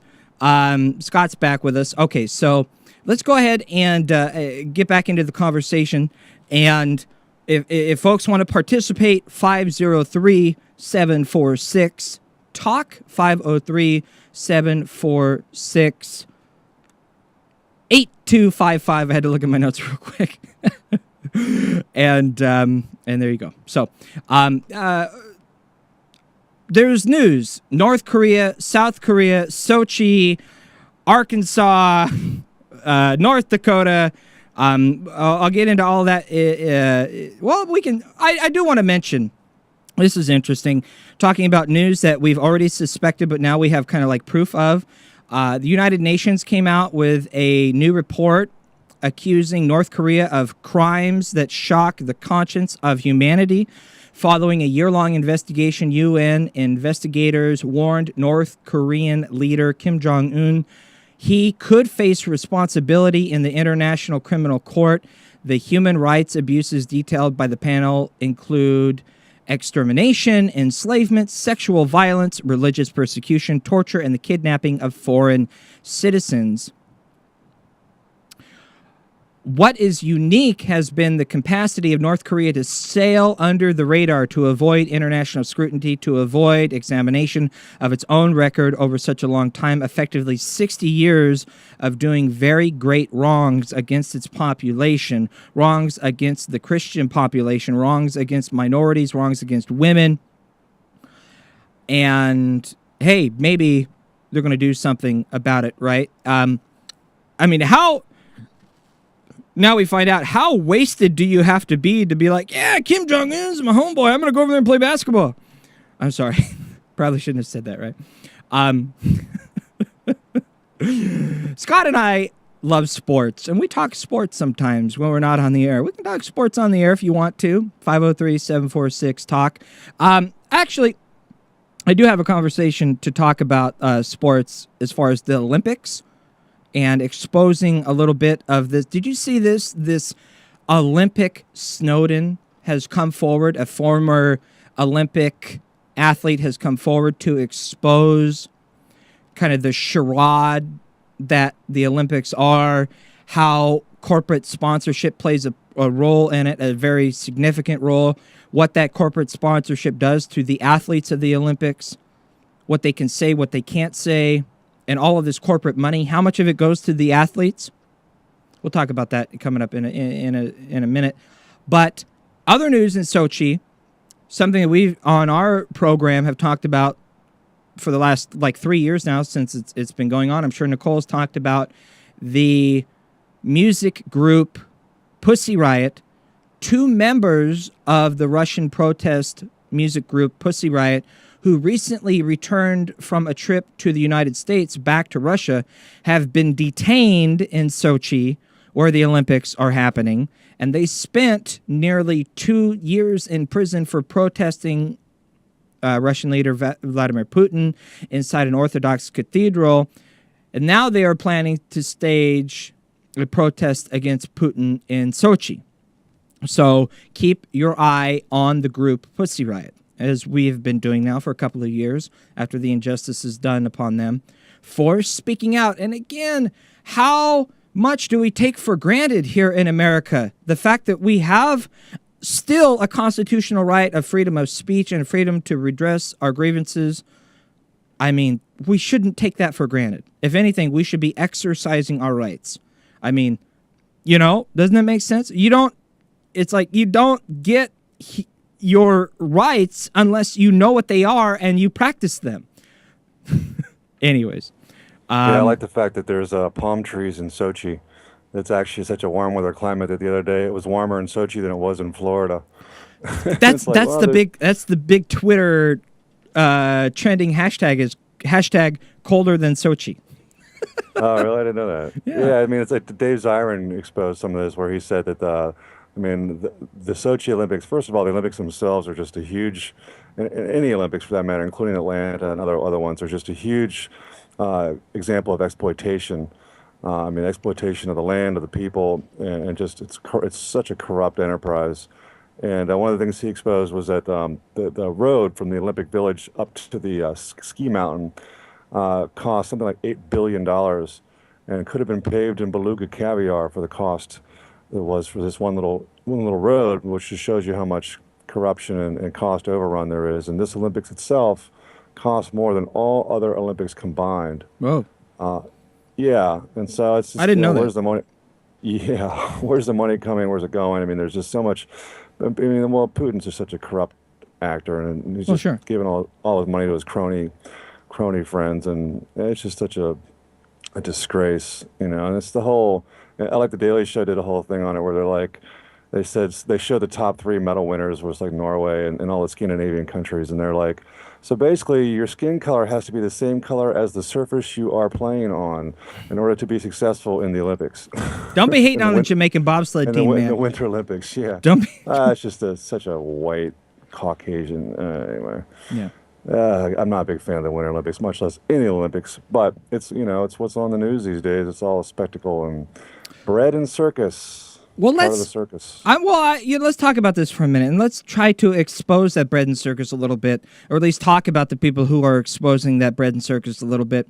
Did you see this conversation of the former U.S. Olympic luge athlete on Democracy Now? I think it was last week, a couple weeks ago, and she wrote this article talking about how the U.S. Or the Olympic opening ceremony is just like the Hunger Games opening ceremonies. And then they had this conversation about the corporate sponsorship and other issues with the Olympics. Everyone's talking about the Olympics, everyone's watching the Olympics, but no one's focusing on maybe what's going on behind the scenes and the exploitation and the corruption. Oh, yeah, that was the Democracy Now! From last week, which is really good, by the way. I recommend people go back and watch this interview. And Dave Zirin was on there as well. And he just, he basically says, the one woman, the former female luger, anyway. Yeah. Yeah, she's a real luger. Said, sorry, I couldn't resist. It said basically that the Olympics themselves have been privatized. And she was like, Verizon wholly sponsored my training and all my gear and my equipment. And I was given a course on what to say and what not to say when it comes to my corporate sponsorship. And so she's like, there was no government funding for what I'm doing. Right. Even though I'm representing the United States, it's all privatized. And I become, a spokesperson for this company, and I'm not paid for it. They're just giving me the money to practice and to, ice time and all those other things. And it's like, I'm still living in poverty, and I'm not making any money. And this is doing something I love, and it's doing it based on the little bit of money that I get from this private industry, of which I cannot criticize or say anything negative about. It was just, it's sort of the dark side of our Olympics that we don't hear about on the news or on any of the corporate media for that matter. While I think really, if you look at any sport, and the NCAA is the best example of the plantation, that amateur sports, quote unquote amateur sports, are just rife with exploitation because you don't have to pay the athletes. And yet there's ad revenue, there's all this kind of TV broadcasting revenue. Everyone's making money off these athletes who aren't getting paid. And they are the prime employees of this industry. Yep. And so I can't even in good conscience watch the NCAA, and I love NCAA basketball. I was just about to say, anything college sports, right? Same thing. Yeah, I mean, I just, I will look at it and I'm like, God, this is on, prime time on ABC or whatever. All the ads are running and all the money's being made, and these kids aren't even going to get a good education. As soon as their eligibility is up, they're out of school, and most of them don't graduate or get much of an education because they're playing ball the whole time. Yeah. On one form or another. And yet, here we are watching it and rooting for it, thinking, oh, what a pure sport. These guys are playing for the love of the game. Yeah, right. Oh, it's just so sad. Eric, Eric in the Radio or Not chat room mentioned Sochi is just like the Lake Tahoe area here in the United States. You can go to the beach and you can go skiing all in one day. What is wrong with that? Good point. Oh, I didn't know there was a beach in Lake Tahoe. I didn't know either. That's kind of like some of the, I can't give away too much, but it's kind of like my hometown here of Portland. You can drive for an hour and a half and go skiing on Mount Hood, or you can drive for 2 hours and go to the beach. It's all like right there, and it's great. Oh, cool. But yeah, I've got a couple of clips from that conversation of the former U.S. Olympic luge athlete exposing the Olympic charade. I want to play those for you. Is that cool? Let's hear it, man. All right. Like we have a choice. I'm glad you did that. Here is the I really, I didn't want to talk about the Olympics, but then this story came out. I was like, oh yeah, we should talk about this story because it's apropos. I mean, I don't want to talk about all the BS that surrounds it. I think it's important to expose this kind of corruption and give people an alternative narrative. I mean, to what's really going on. I mean, my parents love, we got to come over. Like, why don't you come over and watch the Olympics with us? I'm like, because I don't give a shit, and it's like, and all these other exploitation reasons. It's like, you have to change the narrative, and this is one way to do it. Yeah, here it goes. Here is this conversation from democracynow.org, how the Olympic opening ceremony is just like the Hunger Games opening ceremonies. It's a charade. The former Olympic athlete, Samantha Retrosi, competed in the luge in the 2006 Winter Games in Italy. She recently wrote an article for The Nation titled, "Why the Olympics Are a Lot Like the Hunger Games." Samantha, why? In the initial part of the first part of the article, I talk about the Olympics as a place of exploitation. I make the comparison of the Olympic opening ceremonies to that of the Hunger Games opening ceremonies in terms of the pageantry, the clearly divided. You have the district level divisions. I see that kind of division really as reflective of national division. I think there are a lot of parallels that can be drawn between the nature of the Olympics themselves, the cruelty and exploitation embedded within them, and the same cruelty and exploitation that we see in the movie The Hunger Games. Now, just as a disclosure, I haven't read any of the Hunger Games books. I saw the first movie because my girlfriend read all the books. She's into it, want to go see the movie, and we've seen the movie. And if you've seen the Hunger Games movie, you know exactly what she's talking about. Or if you've read the book, you know exactly what she's talking about. This, when you watch the Olympic opening ceremony, it's this big hoorah. They got, everyone's walking around doing the march, and they got fireworks, and it's all good. And if you see this Hunger Games movie, it's kind of the same idea. And they really draw the distinction in the differences of the classes. You have the ruling class, the ruling elite, who makes all the rules and what they say goes. And then you have essentially the entire populace, which is enslaved, and they have to fight each other for their existence. Sounds familiar, doesn't it? It's I laugh because it's uncomfortable. And here is the yeah, we got time for a couple more clips. This is getting into how the corporate sponsorship plays a part, and pay attention to what it does to the athletes and how it limits them and constrains them. Well, in the United States, corporate sponsorship is of paramount necessity.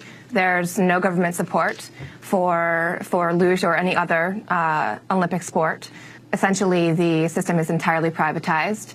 You have the budget of the U.S. Luge Association and many other national governing bodies being entirely subsidized by corporate sponsors.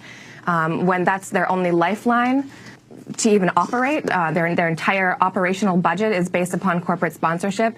You have a very interesting situation where that relationship of dependency, really there's a lot of vulnerability that the organization has to face, and which shapes its activity and the way it treats athletes. And athletes themselves are entirely dependent upon the corporate sponsorship as well.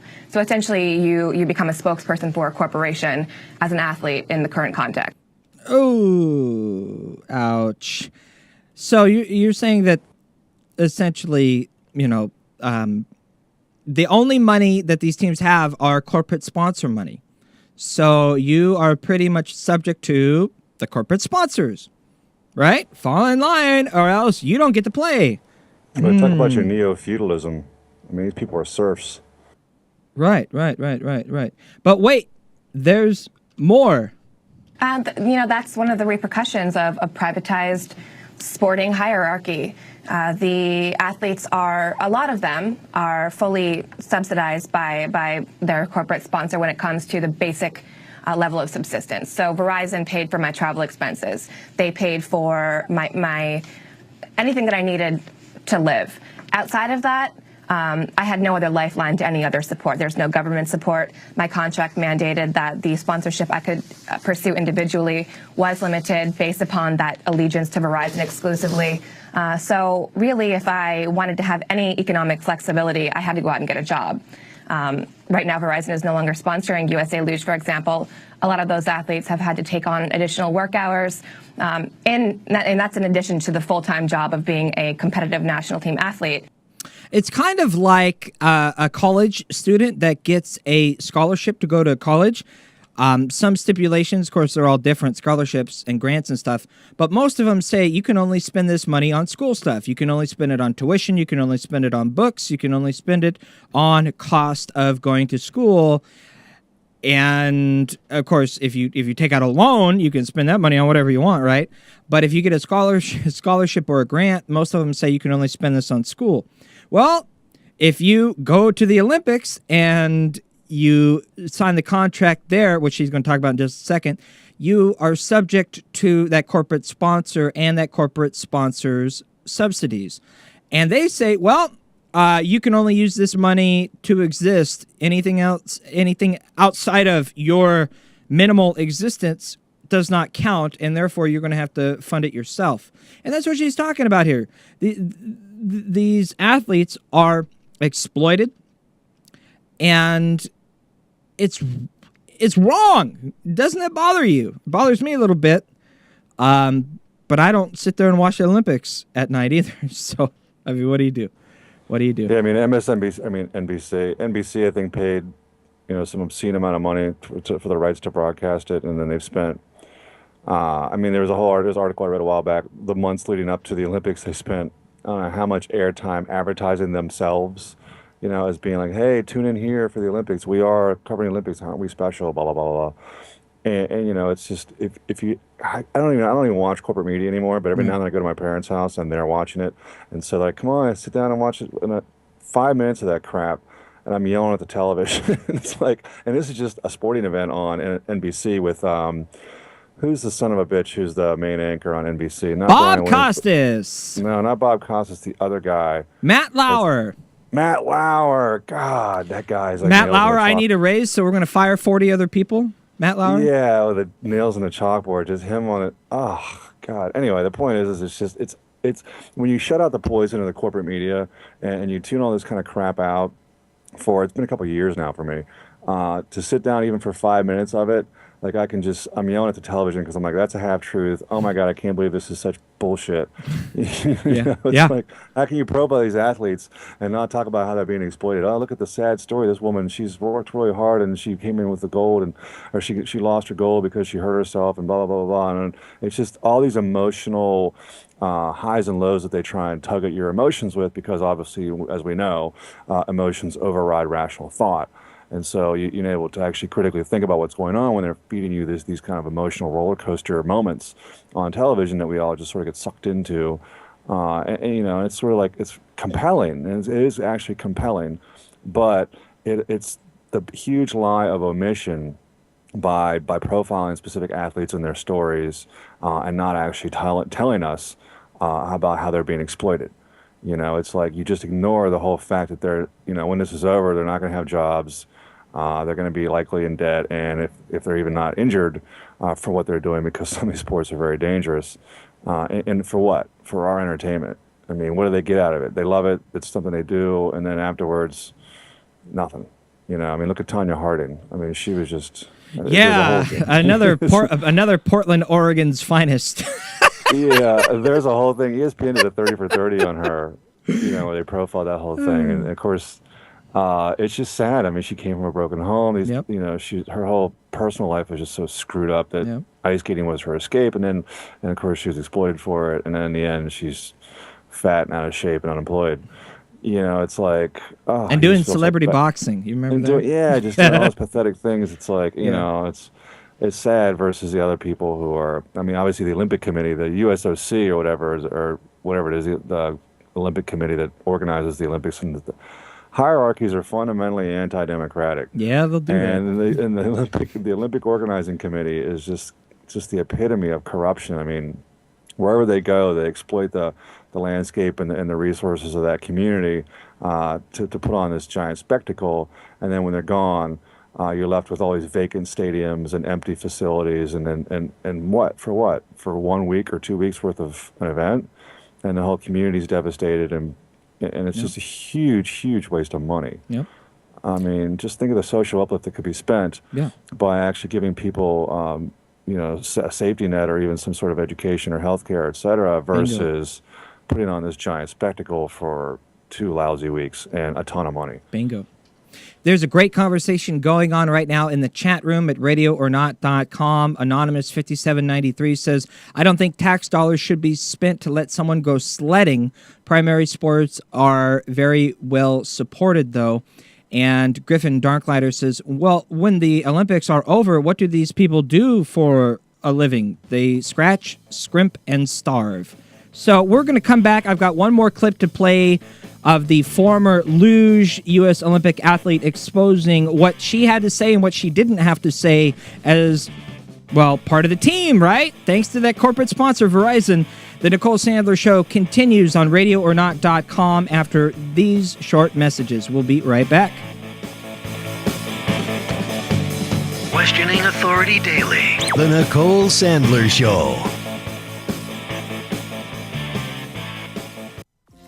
Hi, friends. This is Tom Hartman. This is Stephanie Miller. Hey, this is Hal Sparks. I'm Brad Friedman. I approve of Nicole Sandler's RadioOrNot.com. Radio or Not. Radio or Not. RadioOrNot.com. RadioOrNot.com. RadioOrNot.com. RadioOrNot.com. Filter-free radio. Filter-free radio. Filter-free radio with Jacob Dean and Skeptical Scott. Jacob Dean. With Jacob Dean and Skeptical Scott. This judge is saying it's okay for the NSA to record all of our data, invade our privacy, go against the Fourth Amendment, simply because doing this could have potentially prevented the 9/11 attacks. Don't you love that? And that's the justification that this judge has got. Yeah, we could have stopped 9/11. Hey, I got an idea. You know what could also stop new 9/11s from happening? Ending the wars. Okay? How would you feel if your neighbor across the street flew over a little remote-controlled aerial drone and blew up your front yard? Probably wouldn't like that much. I wouldn't like that much. I'm just saying, though.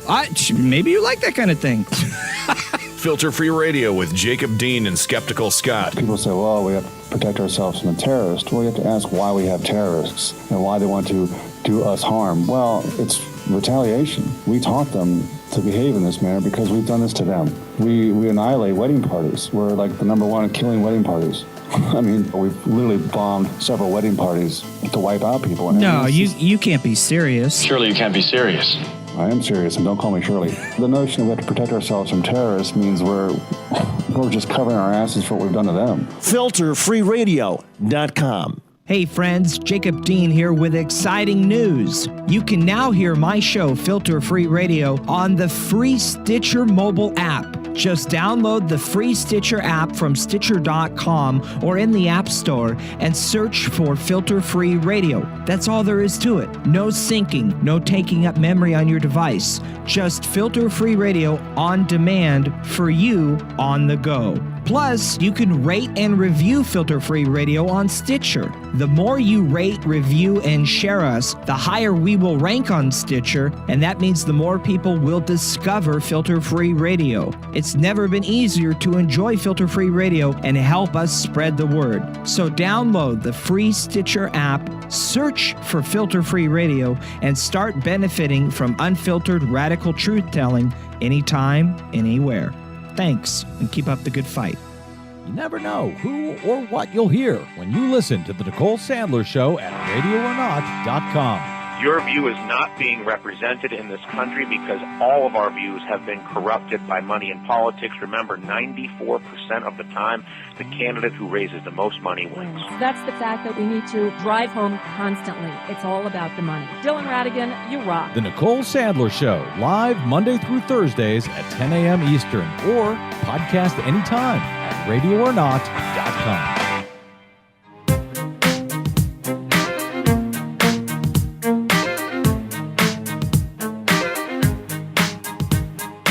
The Nicole Sandler Show. Truth to power, baby. It is an honor and privilege to be in for Nicole Sandler, who is getting a very well-needed and well-deserved vacation. Nicole is heading out to California to take it easy for a few days, enjoy some friends and music and tunes. And hey, let that be a call to anyone who hasn't had a break in a while. If you're getting burned out and getting tired, why don't you unplug and recharge the batteries? I have to, at least once a year, spend a week or two. I turn off the cell phone, I unplug from the grid, I go out to the woods, I camp, I fish, and I use my radiation Coleman lanterns. So Anyways, I go on. We do a program, Filter Free Radio, heard Monday evenings on Nicole Sandler's Radio or Not .com network, and it's an honor to be broadcasting to a much larger audience on Nicole's show on SoFloRadio.com, TalkRadio1.com. Excuse me. And as you can tell, I need to drink coffee this early in the morning, even though for the last 3 weeks I get up now at 2:30, 5:30, and 7 o'clock. Thank you, Joy. But anyways, real quick, I want to mention, if you're not already in the Radio or Not chat room at radioornot.com, it's all free. You can watch the show there, listen to the show live, participate in the conversation.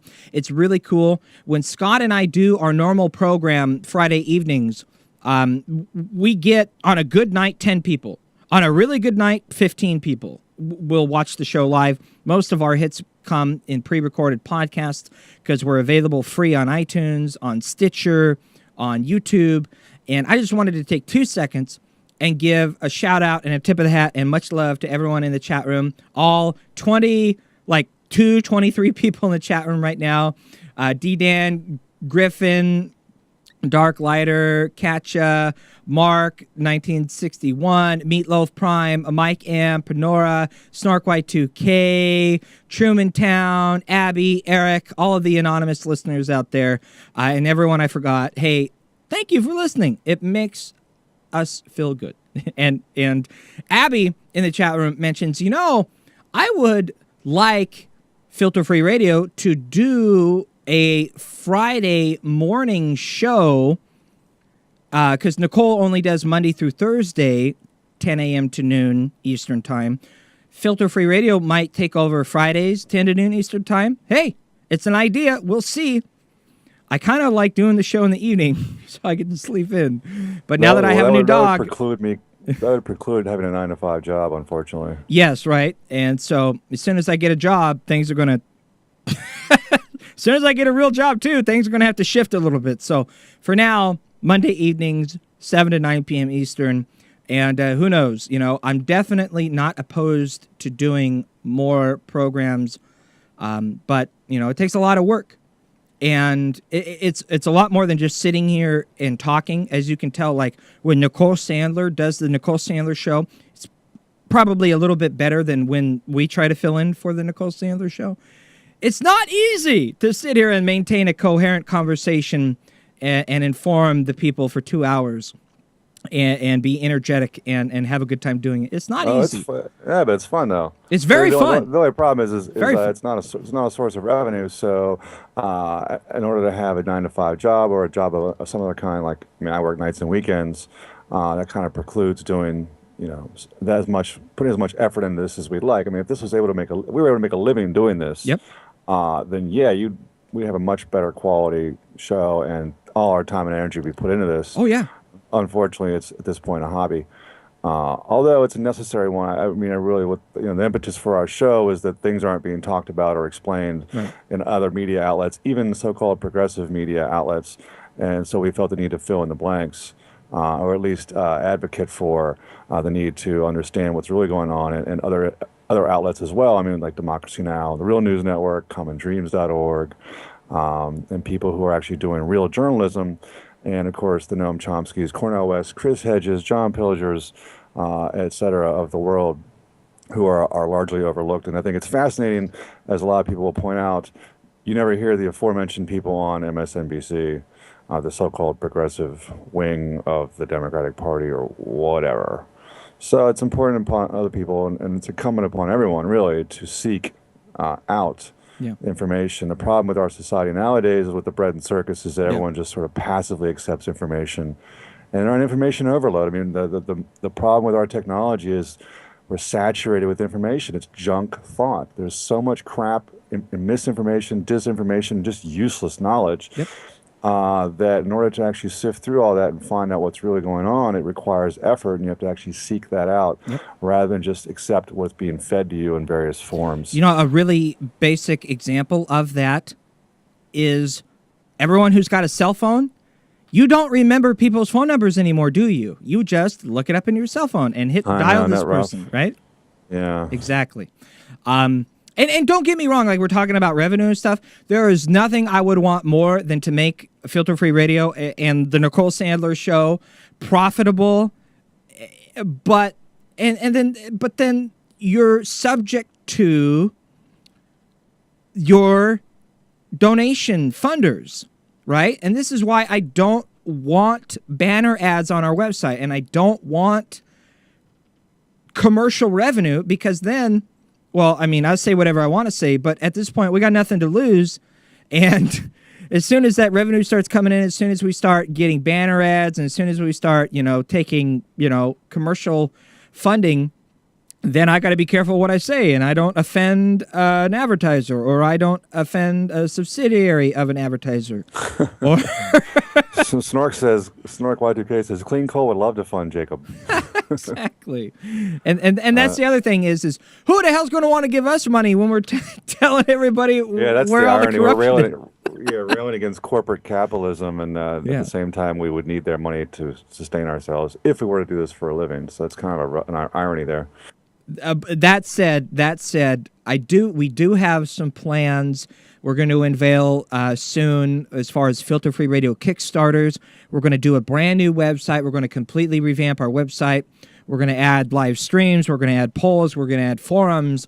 I'm going to try to get a 1-800 toll-free call-in number so folks who want to participate can call in toll-free.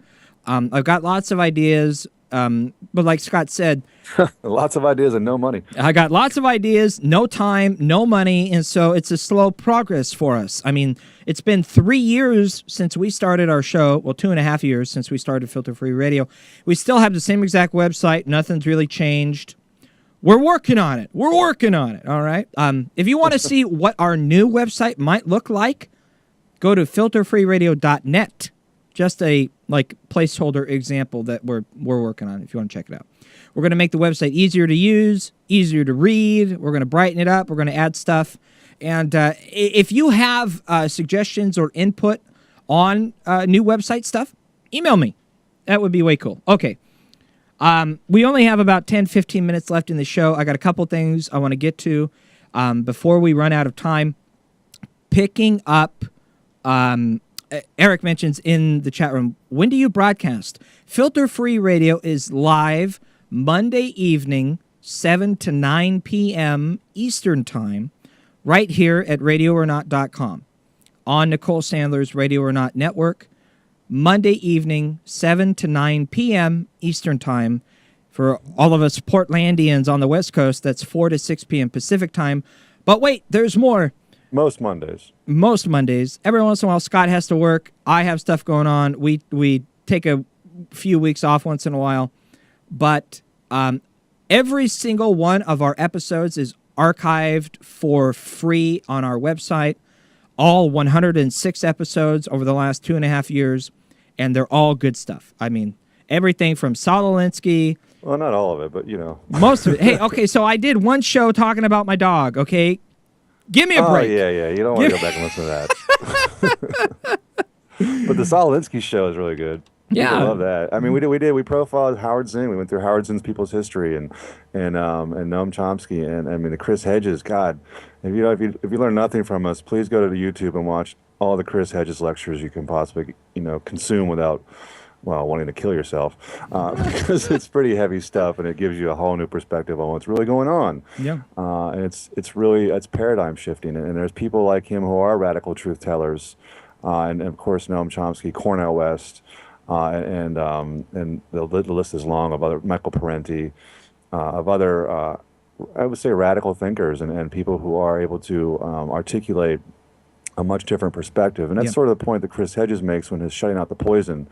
Example of when you shut out the poison of the popular culture, you're able to actually think and articulate things in a way that you can't otherwise, because it's like as soon as you use the phrase "the war on terror," you're limited in your capacity for expression because you've already narrowed your understanding of what is happening, and so so it's why not owning a television is a really good start. Yeah. Not watching the nightly news and limiting your news intake to people like Democracy Now!, the Real News Network, and other alternative media sources that are not beholden to corporate interests.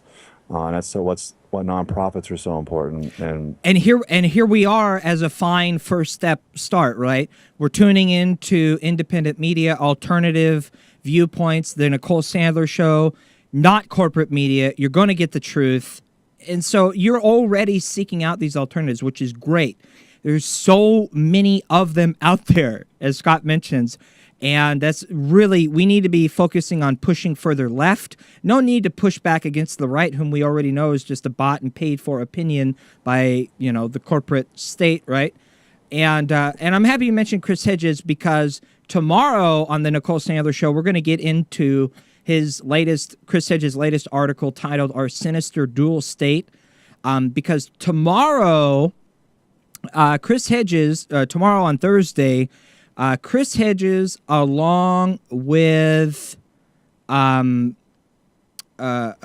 Benning, William Benning. William Benning are going to be debating Stuart Baker, which is a former general counsel for the NSA, and P.J. Crowley, a former State Department spokesman, and the media pundit Jeffrey Toobin. They're going to be debating at Oxford University, and the debate, the center of the focus is going to be on whether or not Edward Snowden's leaks are going to help or harm the public good. Is Edward Snowden a hero? And really, it's focusing around the loss of our nation's liberty. That debate's going to happen tomorrow, and we're going to talk about the article tomorrow. So that's good stuff. And I'm wondering if... read Chris Hedges' article every Monday on TruthDig. Yeah, absolutely. There's a link to it on our website. I think Eric in the chat room mentions... are you asking, am I a Hillary supporter in 2016? Does that mean you are not a Hillary supporter? Hell no, I'm not a Hillary Clinton supporter in 2016. If you are still beholden to the Democratic Party, it is time to wake up, my friends. One of the things we're going to do is open the debates in 2016 and shine the light on the real alternative solutions that are being proposed by third-party independent parties. We're going to talk about the Green Party, the Progressive Party. I mean, aren't we progressives, right? Here's a quick poll. Everyone in the chat room, who is your favorite United States senator? Go to type in your favorite United States senator. And I bet you 75% of everyone on the left is going to say Bernie Sanders. And guess what? Bernie Sanders is not a freaking Democrat. Bernie Sanders is a very proud independent. Think about it for a minute, okay? Well, he caucuses with the Democrats, but yeah. But anytime you ask him, no, I am not a Democrat. I am an independent. Senator Sanders. So, yeah, see, two people already said Bernie. Yep, Bernie. That's what I'm saying. Bernie's not a Democrat. Anyways, we are his honesty, though. We are partnering. Oh, Ron Wyden. Yeah, Ron Wyden is my senator, right? Woo woo. And Congressman Earl Blumenauer. Woo woo. I take my. Hey, Alan Grayson's good too. Yeah, I take my representatives for granted here in Portland, right? Oh my goodness. Okay, I'm running out of time. I got a couple things I want to do. One of the things we are going to get into is a conversation about 2016 coming up in the next couple days on the Nicole Sandler Show. Check out opendebates2016.com, whom we are partnering with, we are a part of. And I'm going to do everything I can between now and 2016 to get people to vote for the Green Party, vote for the Progressive Party, vote for your morals, vote for your conscience, vote for giving our future a chance. Anyways, I've got one more clip I want to play from the former U.S. Olympic luge athlete. She participated in the 2006 Italy Winter Games in the luge event on the U.S. Olympic team and gave an interview on Democracy Now! Talking about her new article on The Nation, why the Olympic Games are a lot like the Hunger Games. This last clip I want to share with you was very particularly interesting to me because here you are as a U.S. Olympic athlete. You have to sign a contract. You have to be beholden to the corporate sponsor that sponsors your team. And guess what? You have to maintain their propaganda. You can't say this, and you have to say this, and here's what she said about that. Well, as a U.S. national team athlete, I signed a contract every year with the U.S. Luge Association, and that contract stipulated what I could and couldn't say, how I should use my media time. Essentially, I was being trained to be a spokesperson for Verizon. What would you say about Verizon? They give great phone service? No, I would say thanks Verizon for making all my Olympic dreams come true. The realization of my American Olympic dream is enabled by Verizon. Thanks, Verizon. Verizon makes all my Olympic dreams come true. Hey, if it wasn't for Verizon, I wouldn't be here. Thanks, Verizon. Wow. Just an example. And now, as you go home tonight and you watch the Olympics and you watch like interviews with the athletes, watch for them dropping the corporate sponsors in there. You know, it's in there. It's in there. All right, we've got 5 minutes, and there were two more quick news stories that I wanted to mention. That we're really not going to have much time to get into. As you may know, real journalists, Glenn Greenwald and Laura Poitras, have won the George Polk Award, which is basically one of the most highest prizes in journalism. As a broadcast journalism student, if I got a George Polk Award, man, my life would be set. And they got it for revealing the expansive National Security Agency complex surveillance programs detailed in the documents that were put out by Edward Snowden. Congrats. Greenwald, Poitras, and a couple other folks won the George Polk Award. It's a big deal in journalism, if you know anything about journalism. I mean, folks like Edward R. Murrow, I.F. Stone, James Baldwin, Jeremy Scahill have all won a George Polk Award, and it's a big deal. So, you know, again, tip of the hat to Glenn Greenwald and Laura Poitras. And if it wasn't for Edward Snowden, they wouldn't have had anything, right? So, you know, there you go.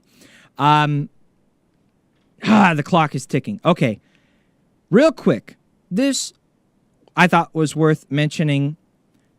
In Williston, North Dakota, the rent has risen. And why? Because they got oil. Risen. What did I say? Risen. It's getting near the end of the show, isn't it?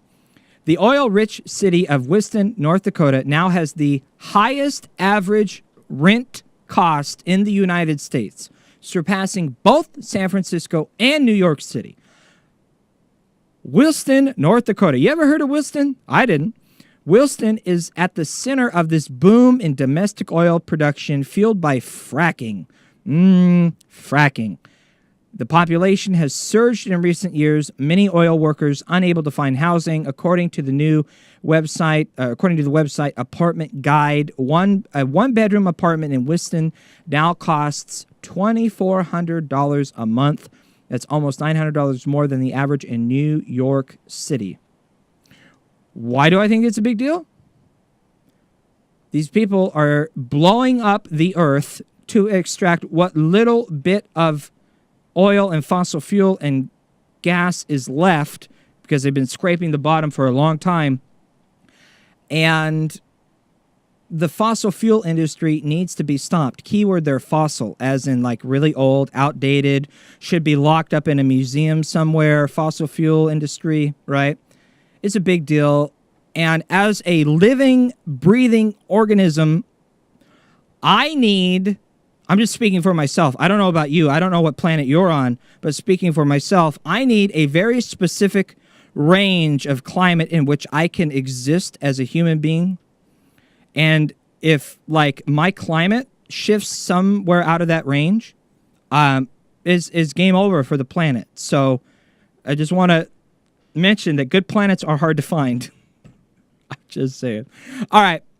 Scott, man, I want to throw it to you. We got a minute left. I want you to give your final thoughts before we end this episode of the Nicole Sandler Show.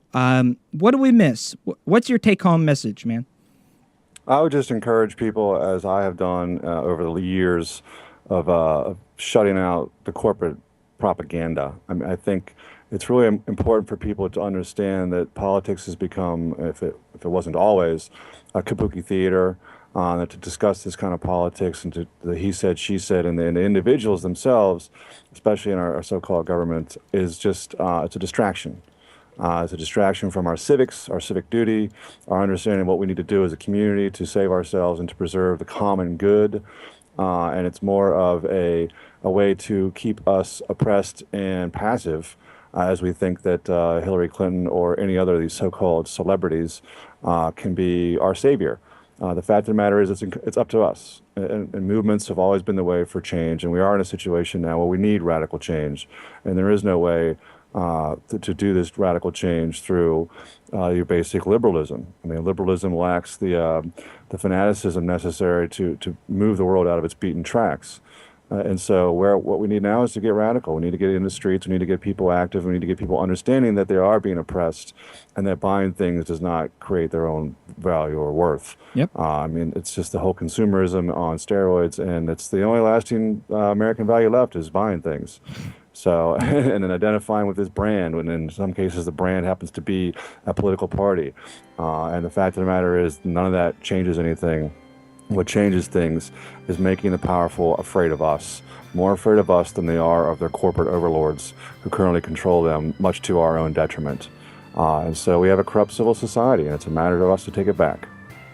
We're going to leave it at that. I strongly suggest you check out our most recent episode of Filter Free Radio, episode number 106, Successful Social Movements, which is at the top of our website, filterfreeradio.com. It has been an honor and a privilege once again to be in for the one, the only Nicole Sandler on the Nicole Sandler Show at radioornot.com. Big thanks to Nicole for allowing us the opportunity. Big thanks to everyone who syndicates the program, SoFloRadio.com, the folks at TalkRadio1.com. Tip of the hat to Kenny Pick for putting us on Liberal Justice Radio as well. I got to thank my super duper awesome mass producer, co-host, kick-ass brother from another mother, Mr. Skeptical Scott, for making it happen with me. Thank you, man. Couldn't do it without you. Big thanks to Snork, Y2K in the chat room for calling in. Thanks to the Talk Radio News Service, Justin Duckham, for giving us the news update. Thanks to everyone who makes the show possible. Our music production people, Kevin McLeod of Incompetech.com, DanoSongs.com. And don't forget, I need you to help make the change happen. Participate, get active, be the change, make a difference, keep up the good fight. We will see you tomorrow. Peace, love, rock and roll, all that good jazz. Filter Free There's Radio. a time when the operation of the machine becomes so odious, makes you so sick at heart that you can't take part. You can't even passively take part. And you've got to put your bodies upon the gears and upon the wheels, upon the levers, upon all the apparatus, and you've got to make it stop. So give me something to believe, 'cause I am living just to believe, and I need something more to keep on breathing for. So give me something to believe. The revolution will be broadcast Monday from 7 to 9 p.m. Eastern. Filter Free Radio.